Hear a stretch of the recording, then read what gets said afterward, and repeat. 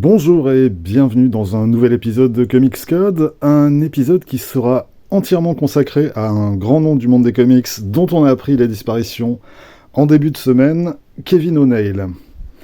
Alors, cet épisode, j'ai prévu de le diffuser dimanche, dans le cadre d'une semaine en comics, sauf que mercredi, on apprenait la mort d'un autre grand nom des comics, Carlos Pacheco.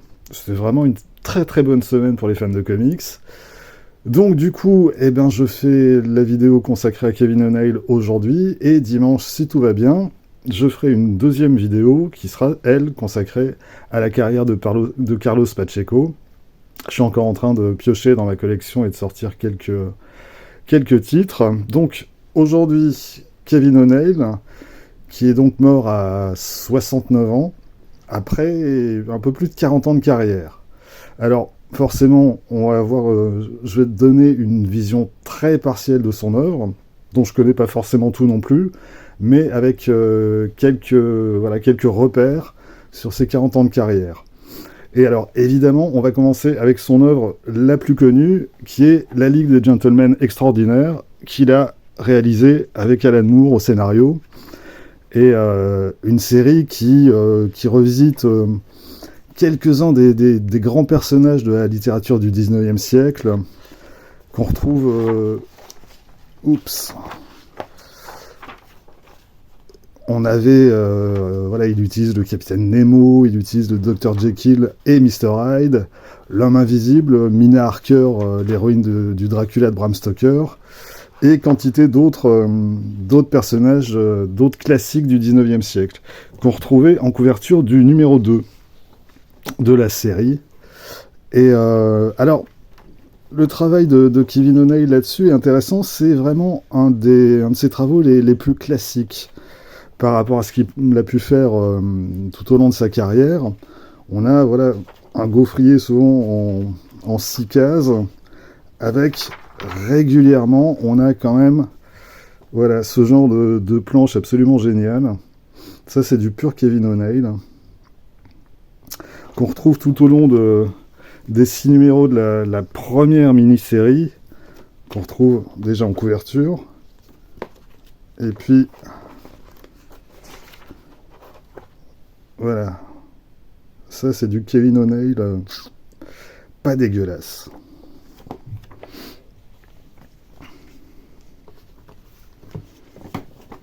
On a dans le numéro 5, toujours ce genre de planche absolument magnifique.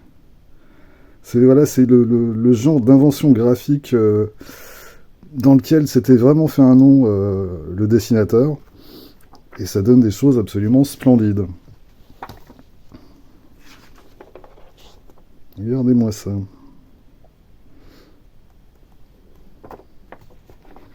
Alors en France, la Ligue des Gentlemen Extraordinaires est disponible chez Panini Comics, mais la première édition des 2 premières mini-séries s'était faite aux éditions USA en 2001-2002. Alors l'intérêt de cette édition, c'est le format. C'est que là, du coup, on peut quand même profiter des planches de Kevin O'Neill en très grand format franco-belge. Et honnêtement, ça le fait, quoi.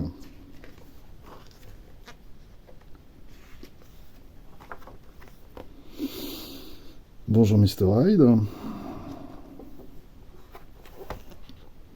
Voilà, c'est en pleine planche et en grand format. Rien que pour ça, cette édition, elle est quand même intéressante. Alors ce qui est embêtant, par contre, c'est que dans cette édition, on retrouve uniquement la bande dessinée. Et quand on reprend les comics d'origine, après la BD, on avait un roman feuilleton, une aventure d'Alan Quatermain, écrite par Alan Moore et illustrée par Kevin O'Neill, qui donne aussi là des choses vraiment pas dégueulasses. Et puis on avait les fameuses publicités d'époque. Alors ça, je suppose, j'ai pas vérifié, je suppose que c'est disponible dans l'édition Panini, mais ça figurait pas dans la première édition chez Édition USA. Et alors, la deuxième série de la Ligue, ça c'est le numéro 1, et je trouve que c'est vraiment ce que Kevin O'Neill a fait de plus beau. Ça se passe sur Mars, en fait, Alan Moore reprend les Martiens de H.G. Wells, de la Guerre des Mondes, et il situe toute son action sur Mars, et ça donne des planches qui sont absolument à tomber. Regardez-moi ça. C'est splendide.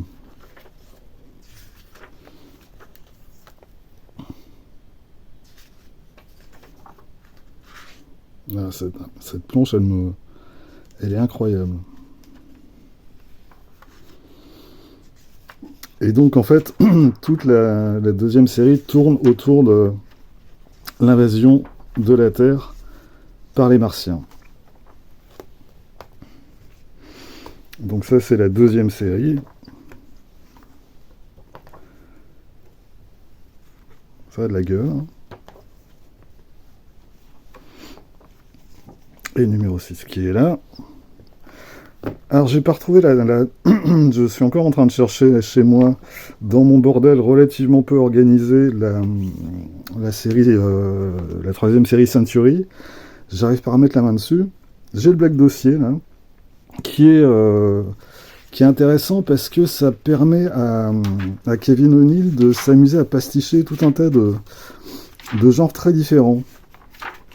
Il y a, par exemple, là, on a un début classique, et puis assez vite,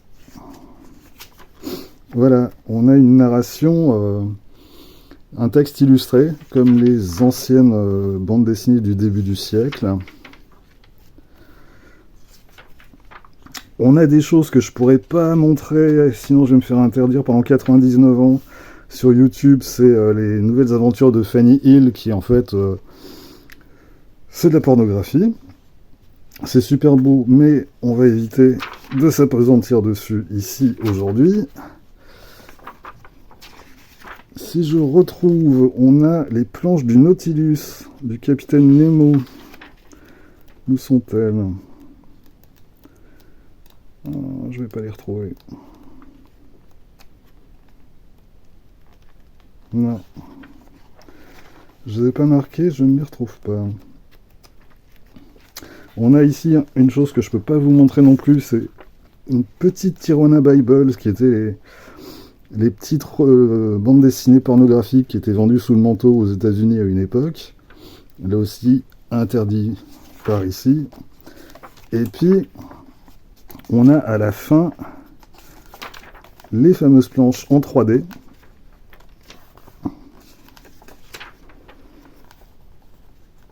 Qu'on pouvait voir en 3D grâce à ces lunettes magiques qui étaient fournies avec.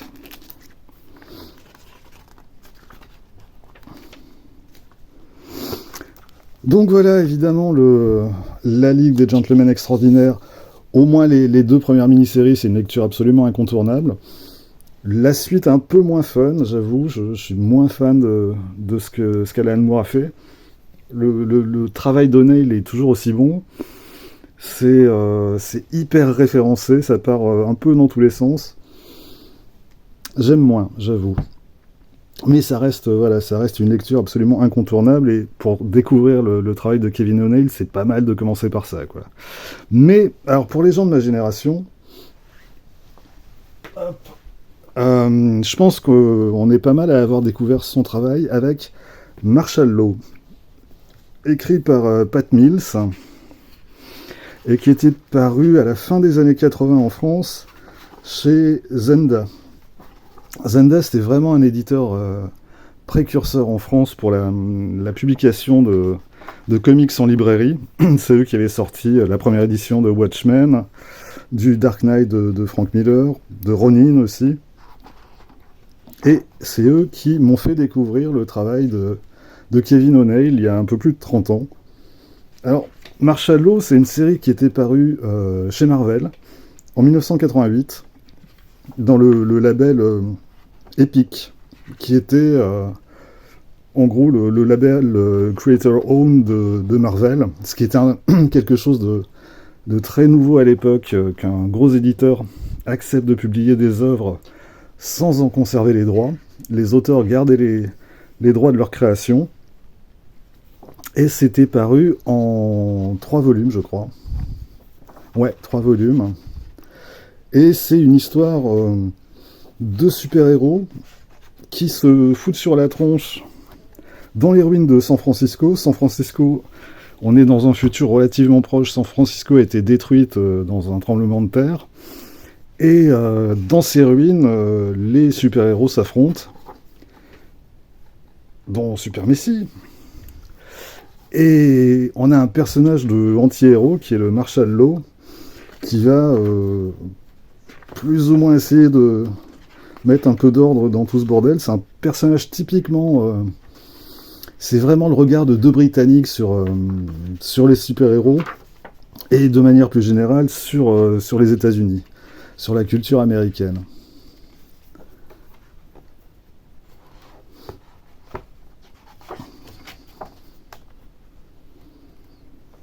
Et alors il y a donc eu une première mini-série de 6 numéros aux États-Unis, qui était sortie en 3 tomes, en France.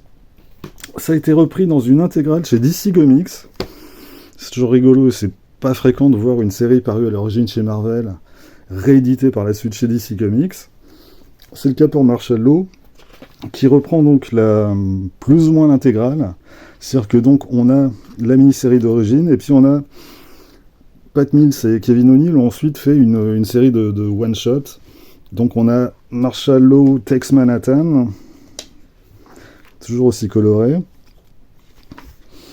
On a le Kingdom of the Blind.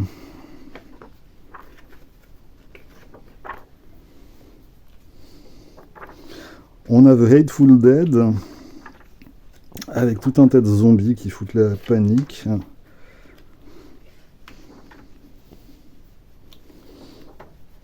On a Super Babylon. Tiens, si y a des personnages, toute ressemblance avec des personnages existants est absolument faite exprès. Et on a le Secret Tribunal, qui était une mini-série en 2 numéros. Et là, on a plus ou moins l'intégrale de Marshall Law. Ça a été publié en France, cette intégrale, chez Urban Comics, en 2019. J'ai pas vérifié, mais je pense que le sommaire est identique. Mais il y a eu d'autres récits Marshall Law qui n'ont pas été repris, et notamment des crossovers.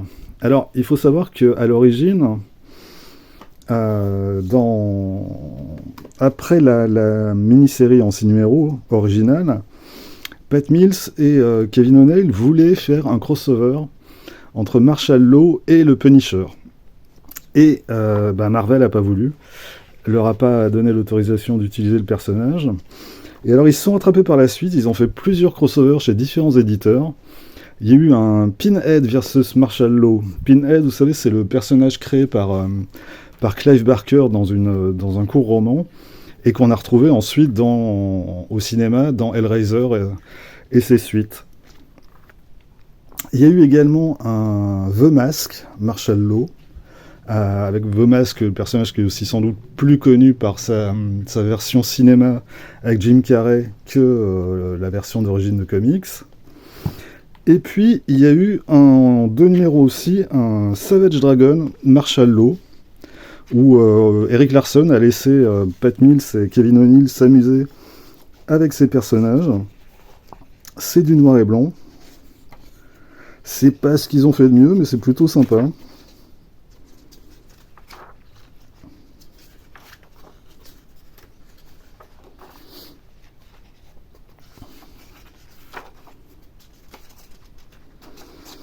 Et là, on a à peu près fait le tour de Marshall Law.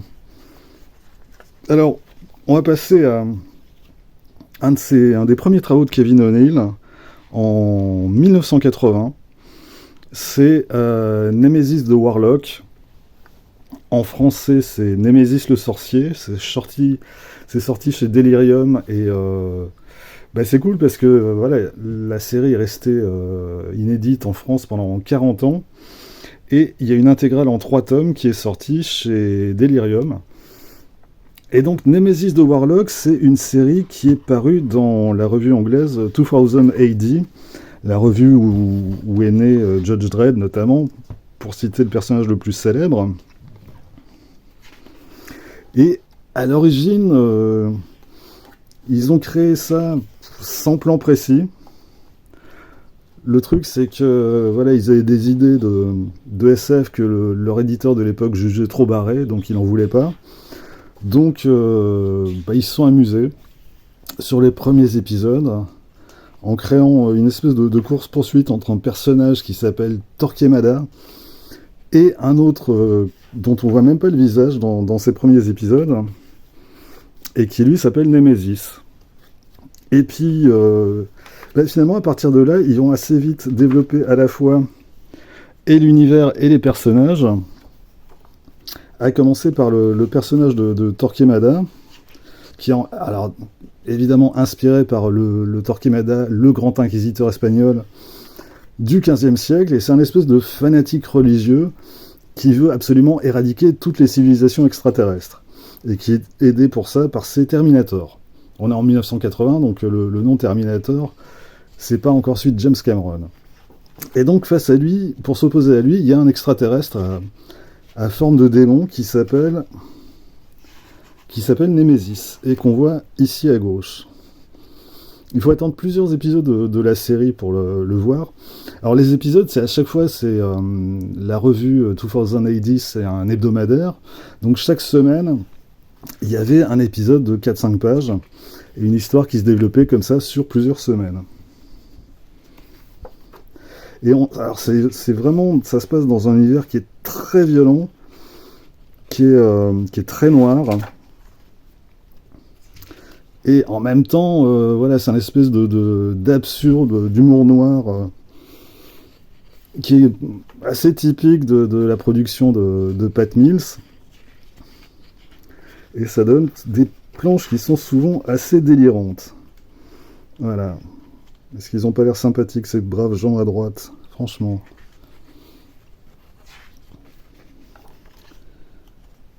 Moi j'aime beaucoup, voilà, le noir et blanc convient vraiment bien à ce genre de planche.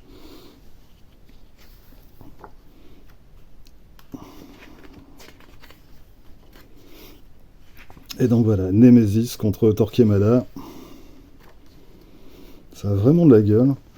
Et donc l'histoire va se développer sur plusieurs années et en 10 histoires en gros. Et donc c'est Kevin O'Neill qui va dessiner les premières. Pour le livre 2, il est remplacé par Jesus Redondo, et on le retrouve au livre 3, dans un univers qui est vraiment un mélange d'heroic fantasy et de science-fiction, et où ça se fracasse à peu près à chaque page. On a des choses qui sont assez géniales. Voilà, bon appétit monsieur dame à gauche. Hop.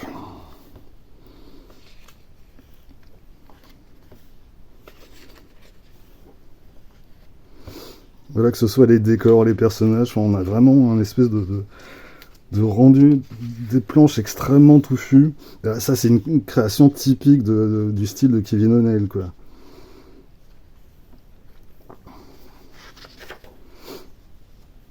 Regardez-moi ça.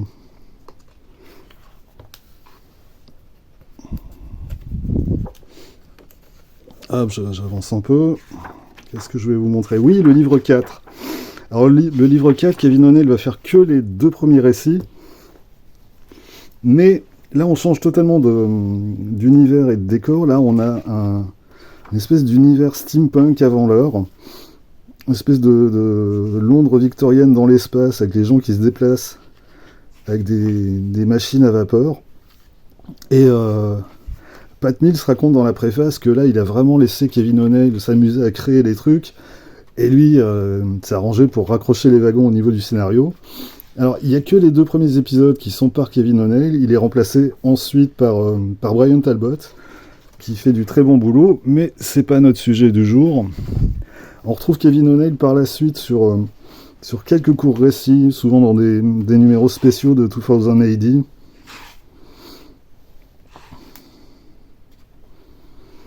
Et puis on le retrouve.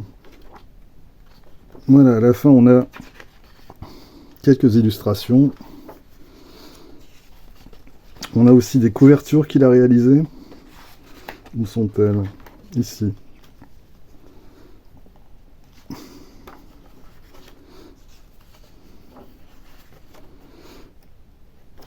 Voilà, donc on a 3 tomes qui sont parus chez Delirium, qui reprennent l'intégralité des aventures de Némésis le sorcier et de Torquemada. Et on a même, alors, il y a beaucoup moins de Kevin O'Neill dans les numéros suivants. Il y a quand même à la fin les tout derniers récits.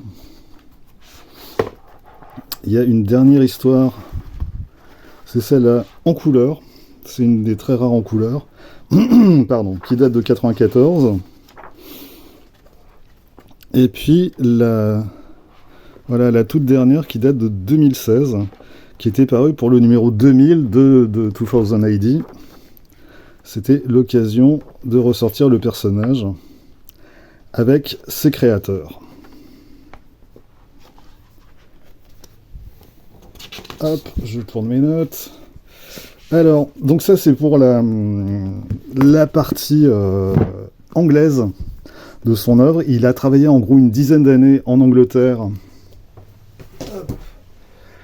avant de se tourner vers les États-Unis au milieu des années 80. Parce que, déjà d'une part aux États-Unis, les éditeurs payaient mieux, et puis il y avait la possibilité de garder les droits sur ses créations.